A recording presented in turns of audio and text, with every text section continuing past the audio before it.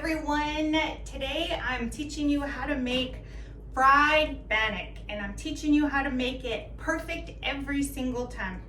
So this is like, I'm gonna say my third or fourth time making this damn video because editing sucks and I need a production team and I don't have one, it's just me. So you're just gonna have to get my almost end of the video starts. Okay, so we're just gonna jump right in just because that's what happened. So the most important thing about fried bannock is that, and actually all bannock, is the method you use in order to mix it.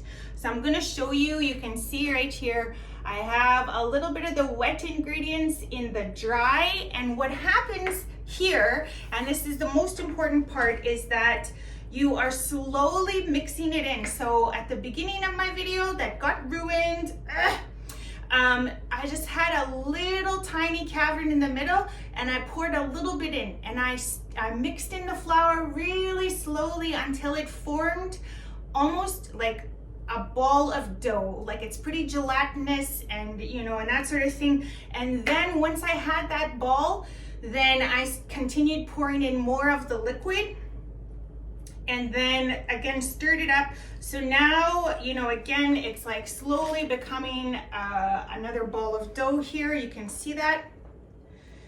And we're just going in slowly around and making sure that it mixes nice and gently. You don't want big dry pockets inside there because that's when your bannock is gonna fall apart. So now it is pretty solid. It's moving like a solid unit.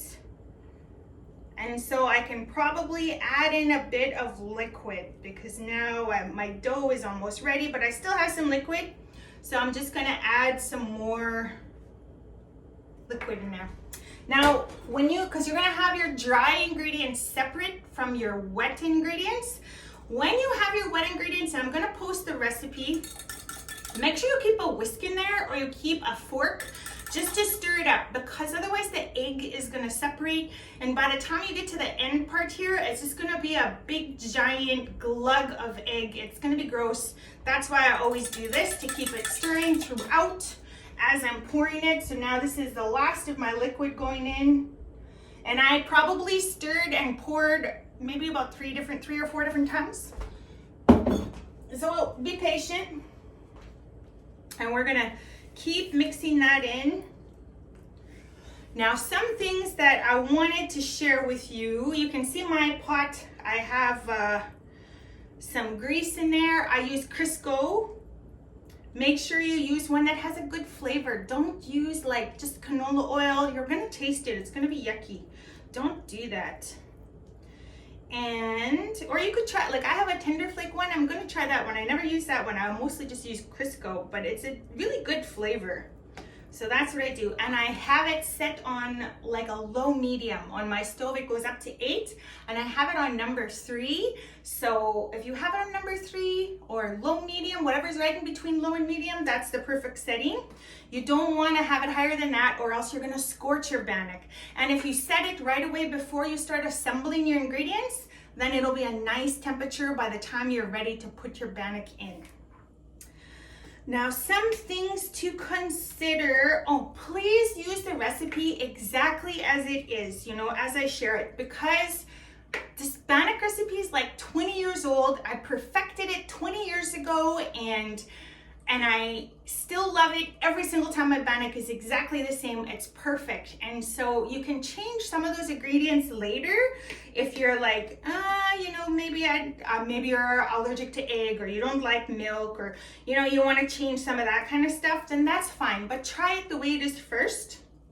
And also keep in mind that the ratio of flour to baking powder has to be precise. And that is 1 cup of flour to 1 teaspoon of baking powder, not soda, powder.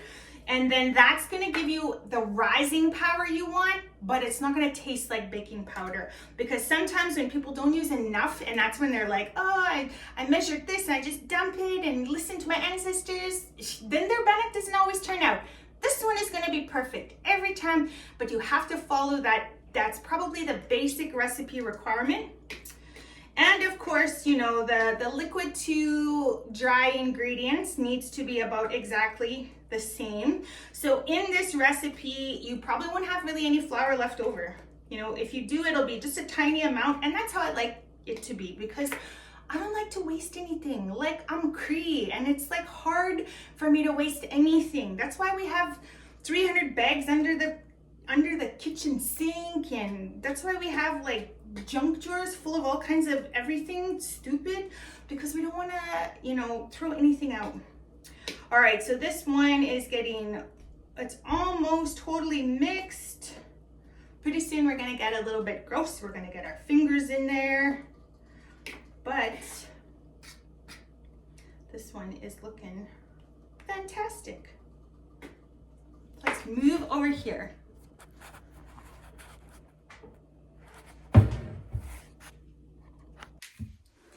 All right, so now it is almost totally mixed in, and now we're gonna start using our hands, because now that's where I was talking about. You're gonna start getting those little dry pockets. So you're gonna get in there and get a little bit, your fingers will get a little bit grody.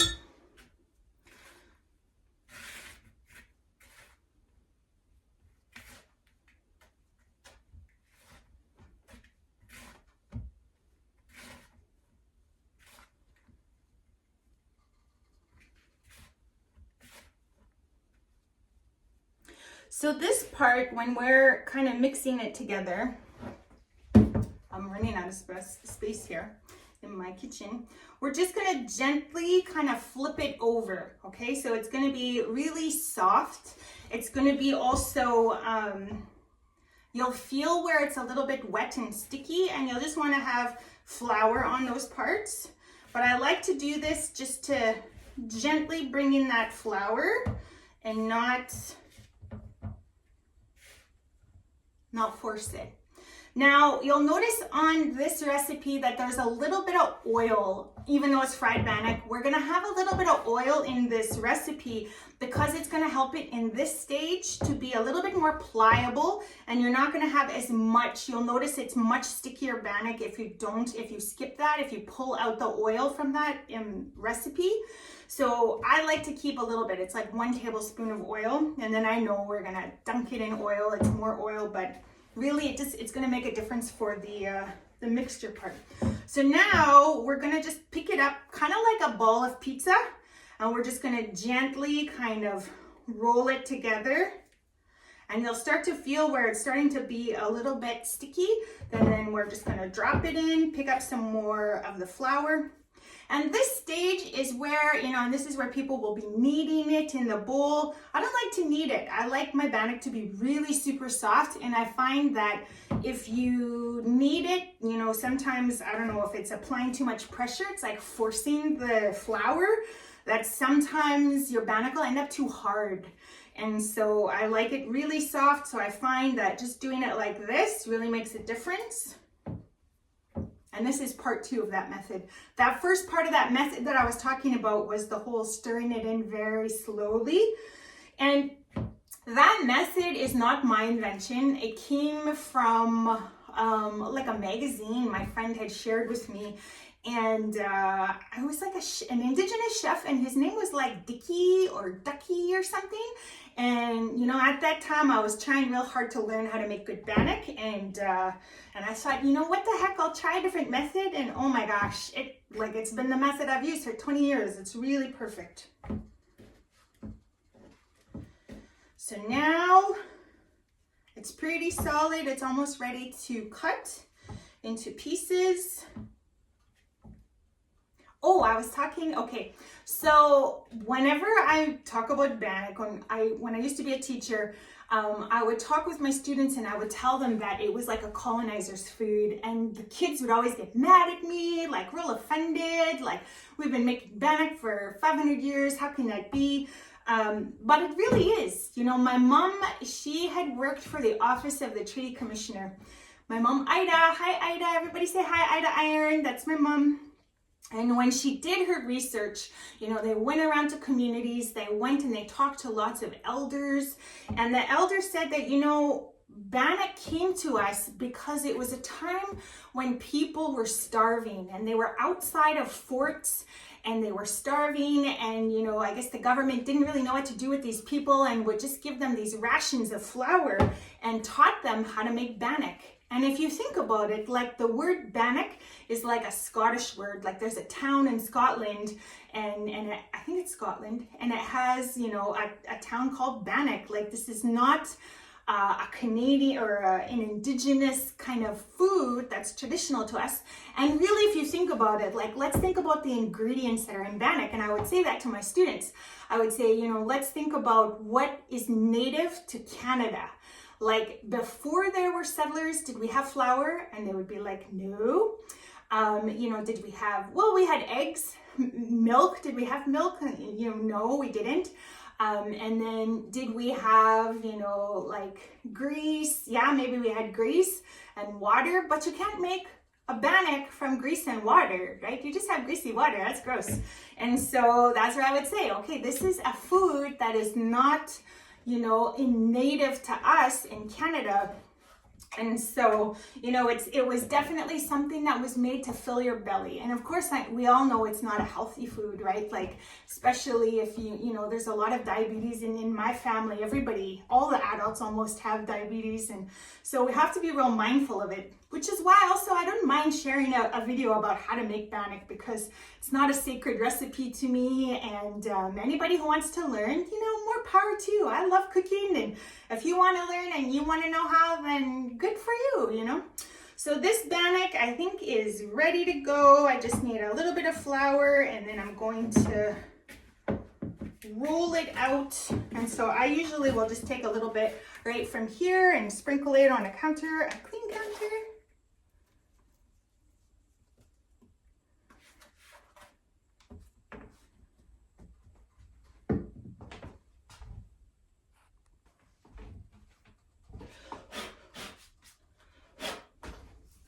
So I have cut it out, and you can cut it in your triangles, your squares. Make sure you cut the little fingers, not your fingers, the bannock fingers. And usually what I like to do, you can use a rolling pin to flatten the flour if you like, but I just usually use my fingers.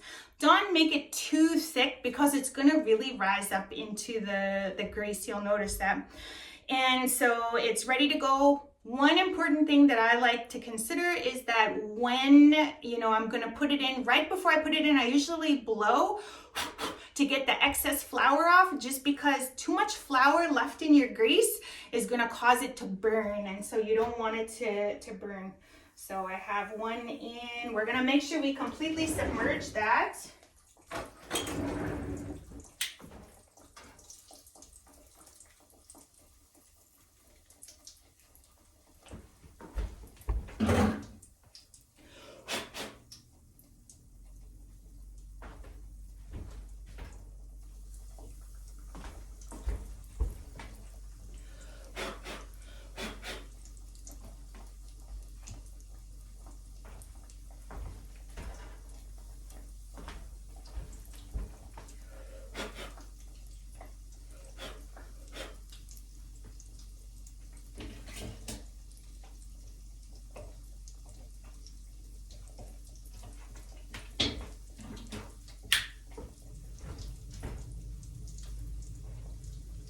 All right, so remember your temperature is set on 3, and I have found that to be like the magic number, because you want it to be rising, and if bannock can rise, so can you.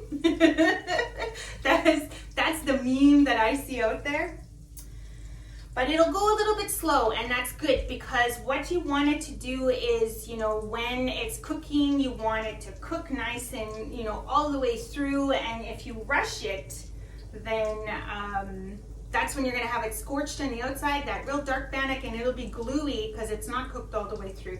This way, on this temperature, it'll cook all the way through, and it'll be just nice and beautifully golden, and it'll be soft, and it'll be just perfect, and then that's where you want to get your peanut butter ready, or your jam, your butter. If you're from the north, you might like Roger's golden syrup. My Dene friends, they showed me this method with, dipping it in the corn syrup. And it's really good, actually. When I miss them, sometimes I'll have Bannock like that and I'll think of them.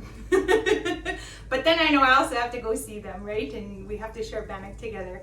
It's such a wonderful, wonderful food, even if it's not indigenous.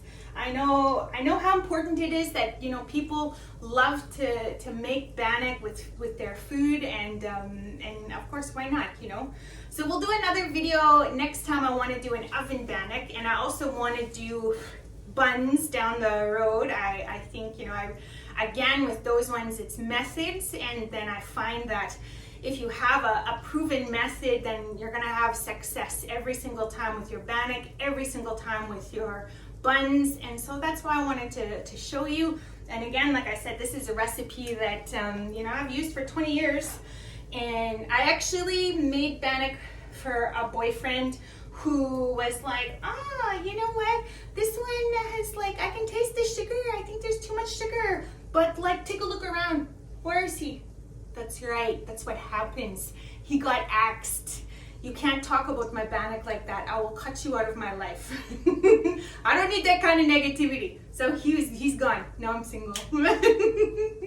All right, so now, you can see it's already puffing up really beautifully. I'll bring one up closer as soon as it's cooked.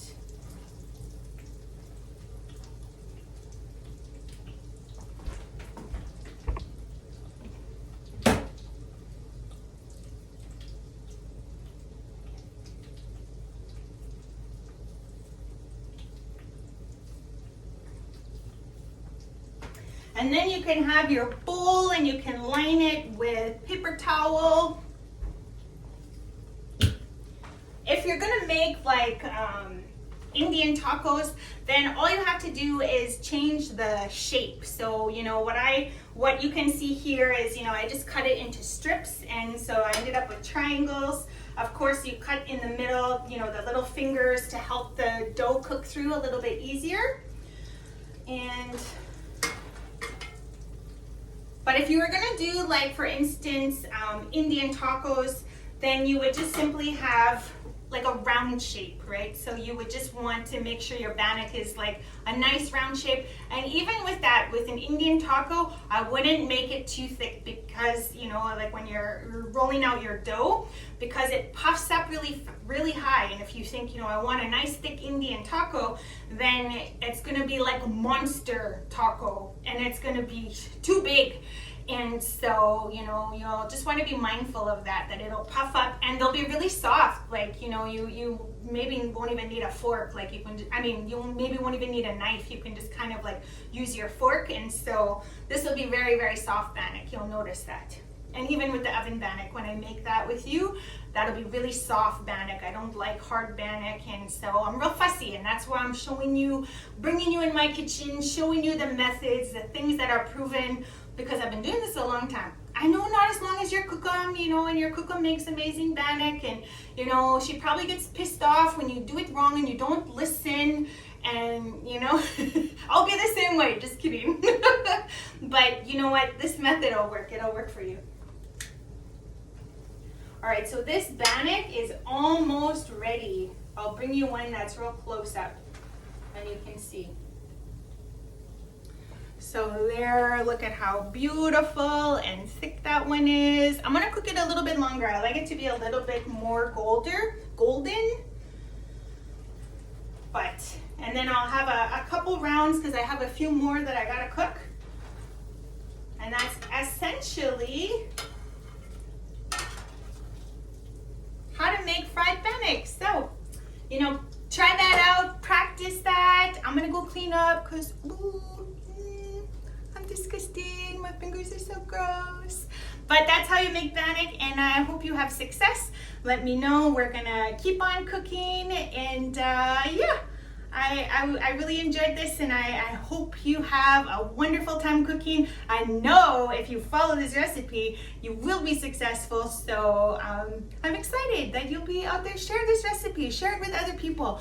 And what's funny is that when I started, I was trying to make this video, you know, I thought, oh, I'm gonna be helping all these young women who don't have aunties and cookums and whatever, but you know who responded the most was men. I was a little bit surprised, and I was like, you know, there's a lot of male cooks out there, and you know, maybe sometimes they're a little bit shy that they want to learn how to make it, you know, because they might, you know, people judge the roles and say, you know, that's for girls to do, but that's not. So, you know, if you want to share this with your you know, male cousins and brothers and uncles, and they want to learn how, or you know, they probably just want to look at my recipe and then judge me and say, oh, she's doing it wrong.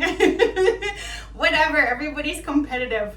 I don't want to be competitive. That's why I'm sharing this recipe with you, and I, you know, enjoy. This is part of my Christmas present to you. I'm gonna have this video plus those 2 other videos, and then that's gonna be my Christmas present to the world. So enjoy and bon appetit. I hope you really love your Bannock.